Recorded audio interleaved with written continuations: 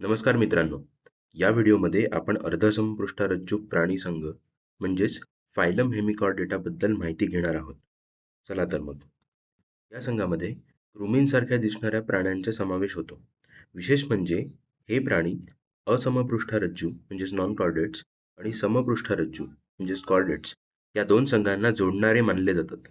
आता अर्धसमपृष्ठरज्जू हे नाव ऐकल्यानंतर तुमच्या डोक्यात सगळ्यात पहिला शब्द कोणता येतो? बरोबर, अर्ध. अर्धसमपृष्ठरज्जूला इंग्रजीमध्ये हेमिकॉर्डेटा असं म्हणतात. जसं आपण गोलार्ध किंवा इंग्रजीत हेमिस्फिअर म्हणतो, तसंच हेमी म्हणजे अर्ध आणि कॉर्डेटा म्हणजेच असे प्राणी ज्यांच्याकडे विकसित चेतारज्जू आणि त्याला आधार देणारा पृष्ठरज्जू असतो. म्हणजे यानुसार हे प्राणी समपृष्ठरज्जू गटामध्ये आले पाहिजे, बरोबर? पण नाही. खरं तर हे प्राणी असमपृष्ठरज्जू या गटात येतात. जरी त्यांच्यात समपृष्ठरज्जू प्राण्यांशी काही साम्य असेल तरी त्यांच्यात मुख्य पृष्ठरज्जूचा अभाव असतो. काही जुन्या पुस्तकांमध्ये कदाचित असे तुम्हाला वाचायला मिळेल की त्यांच्यात पृष्ठरज्जू असतो, पण नवीन संशोधनानुसार असे सिद्ध झाले आहे की त्यांच्याकडे स्टोमोकॉर्ड नावाची एक प्राथमिक रचना असते जी पृष्ठरज्जूसारखीच दिसते. ही एक लवचिक आणि पोकळ नळी असते. लक्षात ठेवा, स्टोमोकॉर्ड असणे हेच या संघाचे मुख्य वैशिष्ट्य आहे. चला, आता आपण हे पाहूया की हे प्राणी नक्की राहतात कुठे. हे प्राणी मुख्यतः सागर निवासी असतात, म्हणजेच हे फक्त समुद्रातच आढळतात. यातील काही प्राणी समुद्राच्या तळाशी असलेल्या वाळूत बिळे करून राहताना दिसतात. त्यांच्या शरीर रचनेबद्दल बोलायचे झाले तर ते 3 प्रमुख भागामध्ये विभागलेले असते: शुंड, गळपट्टी आणि प्रकांड.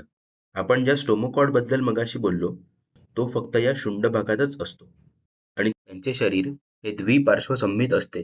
म्हणजेच अगदी सोप्या भाषेत सांगायचे झाले तर या प्रकारात शरीराचा फक्त एकच अक्ष असा असतो की फक्त त्या अक्षातूनच काल्पनिक छेद घेतल्यास 2 समान भाग होतात. चला, आता यांच्या शरीराच्या स्तरांबद्दल जाणून घेऊया.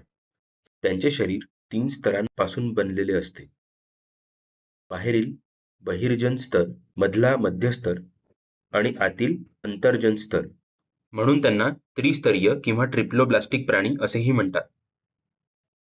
तसेच विकसित प्राण्यांप्रमाणे त्यांच्याकडे एक देहगुहा सुद्धा असते, जी अवयवांना सुरक्षित ठेवण्यासाठी एक पोकळ जागा असते. या प्राण्यांमध्ये अवयवसंस्था स्तर संघटन आढळते. म्हणजे विशिष्ट कामे करण्यासाठी त्यांच्याकडे स्वतंत्र इंद्रिय संस्था असतात. त्यांच्या पचन संस्थेबद्दल बोलायचे झाले तर त्यांच्याकडे मुख आणि गुदद्वार असलेली पूर्ण पचन संस्था असते. रक्ताभिसरण संस्थेच्या बाबतीत बोलायचे झाले तर त्यांच्याकडे खुली रक्ताभिसरण संस्था म्हणजेच ओपन सर्क्युलेटरी सिस्टम असते. त्याच्यात रक्त नळ्यांमधून न वाहता देहातून वाहते. श्वसनासाठी त्यांच्या शरीराच्या पृष्ठभागावर अनेक जोडी कल्लाविदरे असतात, जी पाण्यातून ऑक्सिजन घेण्यासाठी मदत करतात. प्रजननाच्या बाबतीत नर आणि मादी प्राणी वेगवेगळे असतात. म्हणजेच हे प्राणी एकलिंगी असतात. त्यांचे फलन शरीराच्या बाहेर होते, म्हणजेच पाण्यात होते. फलनानंतर जो युग्मनज तयार होतो तो थेट प्रौढ प्राण्यात न बदलता आधी एका अळीच्या रूपात वाढतो आणि नंतर त्याचे रूपांतर प्रौढ प्राण्यात होते. यालाच अप्रत्यक्ष विकास म्हणतात. यांचे काही उत्तम उदाहरणे म्हणजे सॅकोग्लॉसस आणि बॅलेनोग्लॉसस. तर आज आपण शिकलो की अर्धसमपृष्ठरज्जू हे प्राणी समुद्रात राहणारे प्राणी असतात, जे वाळूत बिळे करतात. त्यांचे शरीर शुंड, गळपट्टी आणि प्रकांड अशा 3 भागात विभागलेले असतात. शुंडामध्ये स्टोमोकॉर्ड असतो. हे द्विपार्श्वसंमित असतात आणि त्यांचे शरीर त्रिस्तरीय असते आणि हे सत्य देहगुहा असलेले प्राणी असतात. त्यांच्यात पूर्ण पचन संस्था असते आणि खुली रक्ताभिसरण संस्था असते. श्वसनासाठी कल्लाविदरे असतात. ते एकलिंगी असून त्यांच्यात फलन शरीराच्या बाहेर होते आणि विकास अप्रत्यक्ष असतो. नंतर आपण उदाहरण पाहिले सेकोग्लॉसस आणि बेलेनोग्लॉससचे. हा होता व्हिडिओ अर्धसमपृष्ठरज्जू प्राणी संघाबद्दल. धन्यवाद.